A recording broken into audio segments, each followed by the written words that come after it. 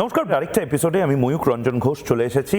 নির্বাচনের এই সিজনে আমরা হয়তো বাংলা এবং বাঙালির অস্মিতার কথা বারবার বলি, কিন্তু বাঙালির অস্মিতা কীরকম দেখতে হয়, বাঙালির আবেগ, তার কি কোনো পরিচয় হয়, তার কি কোনো রূপ হয়, তার কোনো ফ্রেম হয়? বাঙালিকে নিয়ে আমরা নস্টালজিয়ায় ভুগি। আমাদের মধ্যে থেকে বাঙালিরা একটা সময় দেশ দাপাতো, একটা সময় সমস্ত বড় বড় পজিশন পোস্ট বাঙালিরা পেয়েছিল। আর আজ পরিযায়ী শ্রমিকদের সাথে দেশ বিদেশের বাঙালিদেরকে তুলনা করা হয় যে বাংলা পরিযায়ী শ্রমিকদের সবচেয়ে বড় পাওয়ার হাউস। কিন্তু সত্যি কি তাই? এই বাংলায় একটা সময় ভারত শুধু নয়, এশিয়ার প্রথম ব্যাংকার তিনি জন্মেছিলেন। জাহাজ তৈরি এই বাংলায় একটা সময় এমন জায়গায় পৌঁছেছিল যে আমরা মধ্যপ্রাচ্যে জাহাজ পাঠাতাম শুধু নয়, তৈরিও করতাম, এবং যে কোম্পানির মালিক ছিল তিনি বাঙালি ছিলেন। সেই বাঙালির ঋত গৌরব ফিরিয়ে আনার একটা অদ্ভুত লড়াই এই মুহূর্তে রাজনীতির কচকচানির মাঝেও আমরা দেখতে পাচ্ছি। হ্যাঁ, তৃণমূল কংগ্রেস বলছে যে তৃণমূল কংগ্রেস বাঙালির ঋত গৌরব ফিরিয়ে আনবে।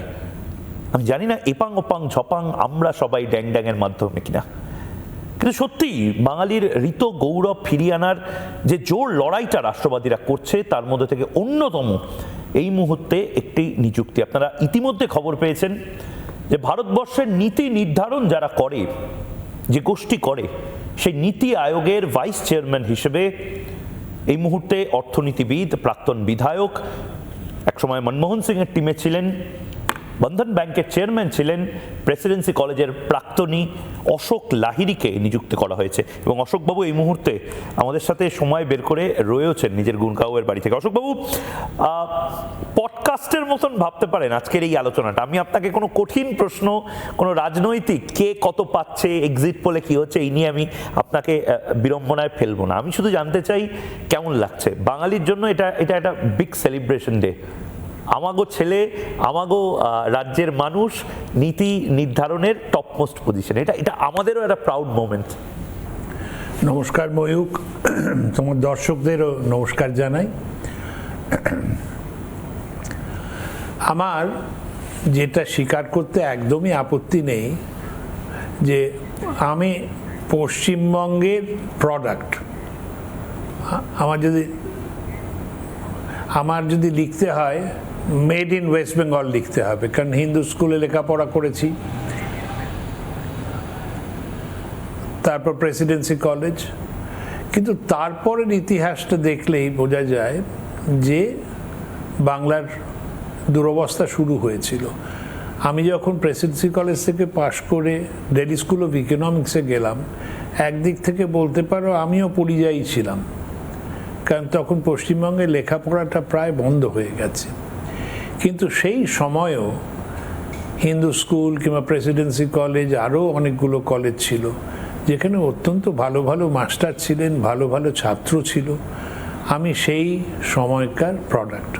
আজকে যদি কিছু করে থাকতে পারি তার কৃতিত্ব যাবে আমাদের শিক্ষকদের, আমার সঙ্গে যারা সহপাঠী ছিল তারা, যে প্রতিষ্ঠানগুলোতে আমি যুক্ত ছিলাম তার সঙ্গে। কিন্তু তারপর যেটা হয়েছে, এখনও বাঙালি যে খুব প্রতিভাবান সে সম্বন্ধে কোনো সন্দেহ নেই। তার জন্য আবার 2টো নোবেল প্রাইজ পেয়েছি আমরা ইকোনমিক্সে। কিন্তু প্রশ্ন হচ্ছে এটাকে সার্বজনীন স্তরে কি করে নিয়ে যাওয়া যায়। একটা রবি ঠাকুর কিংবা একটা বিদ্যাসাগর দিয়ে তো বাঙালি অস্মিতা হবে না। বাঙালি অস্মিতা হবে এরকম অনেক তৈরি করতে হবে। তো যাই হোক, তোমার প্রশ্ন ছিল কেমন লাগছে। অত্যন্ত গুরুভার দায়িত্ব, এইটায় স্বীকৃতি আছে ঠিকই, কিন্তু তারপর দায়িত্বর কথা ভাবলে একটু চিন্তা তো হয় যে এই দায়িত্ব সামলাতে হবে, পারবো তো। অশোকবাবু, এটা আমাকে অনেকে জিজ্ঞেস করেছে যে সত্যিই কি বাংলাটা এতটাই ইম্পর্টেন্ট, এবং বিকশিত ভারতের জন্য বিকশিত পশ্চিমবঙ্গ কি এতটাই ইম্পর্টেন্ট। আমি শোয়ের মাধ্যমেও আমি এটা বলেছি, আপনি এত গুণী এবং জ্ঞানী ব্যক্তি, আপনি আরো ভালো করে হয়তো বলতে পারবেন। বাংলার জন্য কি সম্ভাবনা আপনি দেখতে পাচ্ছেন? আদৌ বাংলার কোনো সম্ভাবনা রয়েছে? সম্ভাবনা তো নিশ্চয়ই রয়েছে, নাহলে আর পশ্চিমবঙ্গে আমি গেলাম কেন এতদিন পরে ফেরত গিয়ে। আচ্ছা, প্রশ্ন হচ্ছে এই বাঙালি তো দেখো বিদেশ বিভুঁইয়ে গেলে কিংবা অন্যান্য প্রদেশে গেলে কত কৃতিত্ব পায়, কত ভালো করে। আমরা পশ্চিমবঙ্গে থাকলেই কেমন একটু অন্যরকম হয়ে যায়। তো এই নিশ্চয়ই বাতাবরণের সঙ্গে, এবং বাতাবরণ মানে আমি ওয়েদারের কথা বলছি না, পলিটিক্যাল ক্লাইমেট, ইকোনমিক সিচুয়েশন, এর জন্য এই গণ্ডগোলটা হয়। তো এখন তোমার প্রশ্ন, বাংলা ছাড়া কি ভারতের এগোনো সম্ভব?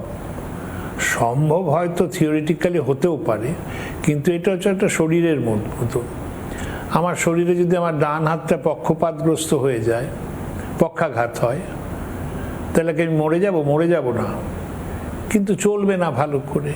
তো পশ্চিমবঙ্গের যে অবক্ষয় হয়েছে তার কারণটা দেখতে হবে, এবং সেই কারণটা সরাতে পারলে তাইলে অগ্রগতি হবে। আর শুধু পশ্চিমবঙ্গের কথা তো নয়, পুরো পূর্বাঞ্চলটা, এই যে নরেন্দ্র মোদী বলেন পূর্বোদয়, সূর্য তো পূর্ব দিকে ওঠে, সুতরাং আর আমাদের পূর্ব দিকে চীন এগিয়ে গেছে, জাপান এগিয়ে গেছে, হংকং এগিয়ে গেছে, সাউথ কোরিয়া এগিয়ে গেছে, তাইওয়ান এগিয়ে গেছে, আমরা কেন পারবো না? নানা ধরনের কন্টেন্ট দেখার জন্য লাইক করুন, শেয়ার করুন আমাদের ফেসবুক পেজ, সাবস্ক্রাইব করুন আমাদের ইউটিউব চ্যানেল। পাশাপাশি অন্যান্য ব্রেকিং নিউজের জন্য অবশ্যই চোখ রাখুন রিপাবলিক বাংলায়।